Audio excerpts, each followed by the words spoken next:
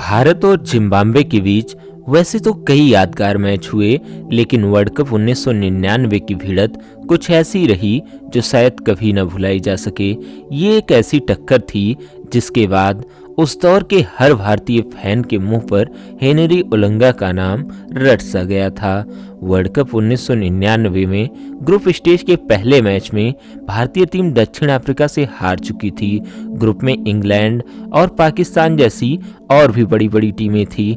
ऐसे में भारत के लिए अपना दूसरा मैच जीतना बेहद जरूरी था, जो कि जिम्बाब्वे से था। मैच से पहले क्रिकेट पंडितों को इस मैच के रिजल्ट पर कोई संदेह नहीं था। सबको पता था मैच में भारत का पलड़ा जिम्बाब्वे के परस्पर कहीं बेहतर है, लेकिन भारत के लिए ये मैच और मैच की तरह नहीं था, क्योंकि भारत के सबसे भरोसेमंद बल्लेबाज सचिन तेंदुलकर टीम में नहीं थे।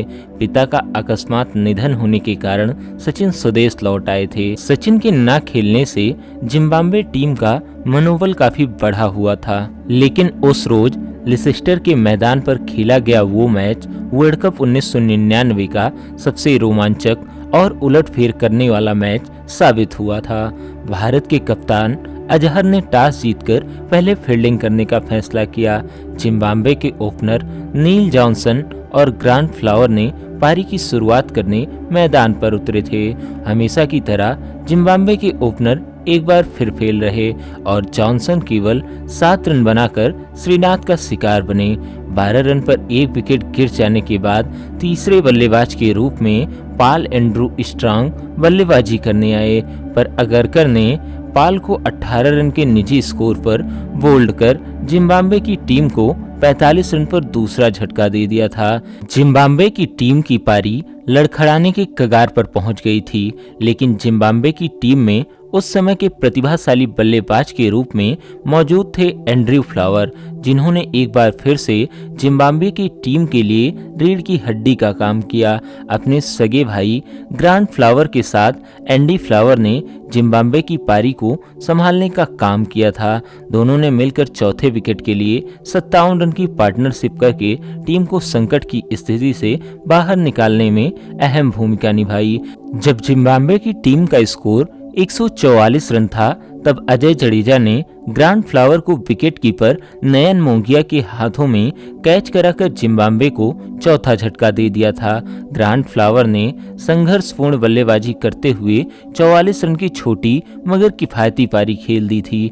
मैच में एंडी फ्लावर ने जमकर बल्लेबाजी की और अंत तक क्रीज पर टिके रहे।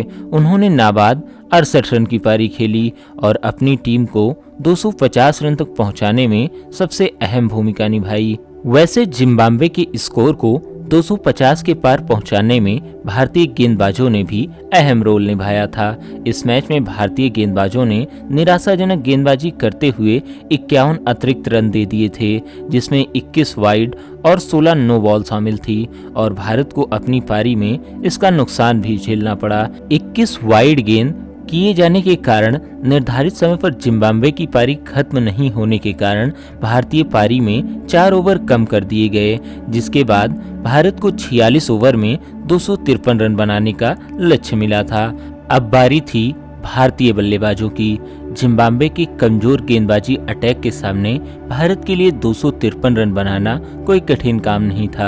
हालांकि मास्टर ब्लास्टर सचिन तेंदुलकर के पिता का अकस्मात देहांत होने के कारण तेंदुलकर अपने पिता की अंत्येष्टि करने के लिए वापस मुंबई लौट चुके थे। फिर भी ऐसा कतई नहीं सोचा जा रहा था कि भारत लक्ष्य को पूरा नहीं कर पाएगा। सौरव गांगुली, राहुल द्रविड़ और कप्तान अजहर के सस्ते में आउट होने से जिम्बाब्वे के गेंदबाजों के जोश में इजाफा तो जरूर हुआ था, पर सचिन तेंदुलकर की जगह खेल रहे रमेश ने उनकी उम्मीदों पर पानी फेरना शुरू कर दिया था। रमेश ने मैच में अर्धशतक ठोंकते हुए भारतीय टीम को शुरुआती झटकों से बाहर निकालने में अहम भूमिका अदा की। भारत का स्कोर 27.5 ओवर में 155 रन था। तभी ग्रांट फ्लावर ने अपनी स्पिन गेंद पर चकमा देते हुए रमेश को कैच आउट करा दिया। रमेश के पवेलियन लौटने के बाद मैदान पर आए राविंद्र सिंह ने जडेजा के साथ मिलकर टीम को जीत के दरवाजे पर ले जाने के लिए उतारू नजर आ रहे थे, लेकिन तभी भारत के स्कोर में केवल 19 रन ही जुड़े थे कि जडेजा 43 रन बनाकर स्ट्रिक का शिकार बने। अब भारत की आधी टीम आउट होकर पवेलियन में आराम फरमा रही थी। फिर बल्लेबाजी करने आते हैं अजीत अगरकर और वो भी 1 रन बनाकर रन आउट हो गए। लगातार 2 विकेट गिरने से भारतीय टीम पर अब संकट आता दिखाई दे रहा था। जिस वक्त अगरकर आउट हुए उस वक्त टीम का स्कोर 33.2 ओवर में 175 रन था।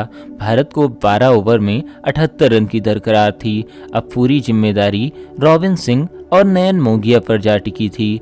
मोंगिया ने इस जिम्मेदारी को भलीभांति समझते हुए तेजी से रन बनाना शुरू कर दिया। 1 छक्के और 2 चौके सहित मोंगिया ने केवल 24 गेंदों पर 28 रन बनाकर टीम इंडिया को लक्ष्य के और करीब लाकर खड़ा कर दिया था।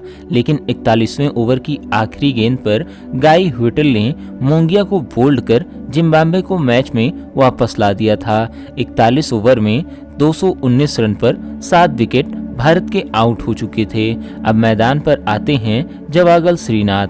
भारत को 30 गेंदों पर 34 रन बनाने थे, जबकि 3 विकेट भारत के हाथ में थे। रॉबिन सिंह एक छोर से टिके हुए थे। ऐसा लग रहा था कि रॉबिन सिंह भारत को मैच जिताकर ही वापस लौटेंगे। वहीं दूसरी तरफ श्रीनाथ मौका मिलने पर तेज बल्लेबाजी कर रहे थे। श्रीनाथ ने तो 2 गगनचुंबी छक्के जड़कर भारत की जीत सुनिश्चित करने में कोई कसर नहीं छोड़ी थी। भारत को अंतिम बचे 2 ओवरों में केवल 9 रन की दरकार थी और श्रीनाथ और रॉबिन सिंह क्रीज पर बल्लेबाजी कर रहे थे। जिम्बाब्वे के कप्तान एलिस्टर कैम्पबेल ने गेंदबाजी में हैरतअंगेज बदलाव करते हुए हेनरी ओलंगा को अटैक पर लगा दिया था। ओलंगा के ओवर में कुछ ऐसा हुआ जिससे वहां मौजूद सभी दर्शक हैरान रह गए। ओलंगा ने ओवर की दूसरी गेंद पर 35 रन बनाकर खेल रहे रॉबिन सिंह को कैम्पबेल के हाथों कैच कराकर मैच में अचानक से रोमांच ला दिया। उसी ओवर की 5वीं गेंद पर ओलंगा ने एक बेहद ही शानदार यार्कर गेंद पर श्रीनाथ को क्लीन बोल्ड कर मैच में खलबली सी मचा दी। सभी क्रिकेट प्रशंसक की धड़कन जोर जोर से धड़कने लग गई थी और मैच में रोमांच अपने चरम पर पहुंच गया था। वेंकटेश प्रसाद भारत के आखिरी बल्लेबाज के रूप में मैदान पर बल्लेबाजी करने के लिए उतर चुके थे। नॉन स्ट्राइकर रेंट पर अनिल कुंबले 1 रन बनाकर खड़े थे। दोनों टीम के सभी खिलाड़ी और फैंस सांस थाम के मैच के क्लाइमैक्स का इंतजार कर रहे थे। ओलंगा ने ओवर की आखिरी गेंद पर वेंकटेश प्रसाद को एलबीडब्ल्यू आउट कर अपनी टीम को जीत दिला दी थी। जिम्बाब्वे ने भारत को बेहद ही रोमांचकारी मैच में एक अजीब ही ढंग से पटखनी दे दी थी। भारत 3 रन के मामूली अंतर से जिम्बाब्वे से मैच हार गया था। इस तरह से हेनरी ओलंगा ने अपने शानदार बॉलिंग प्रदर्शन के दम पर हर भारतीय को चौंका कर रख दिया था। इस मैच के बाद भारत का सुपर 6 में पहुंचना मुश्किल हो गया था। हालांकि भारत ने यहां से केन्या, श्रीलंका और इंग्लैंड को लगातार मुकाबले हराकर सुपर 6 में जगह बना ली थी, लेकिन सुपर 6 राउंड में भारतीय टीम महज 1 मैच जीत पाई और सेमीफाइनल की दौड़ से बाहर हो गई और इस तरह से 1999 वर्ल्ड कप में भारतीय टीम का सफर यहीं पर खत्म हो गया। चलिए इसी के साथ वीडियो को यहीं पर खत्म करते हैं।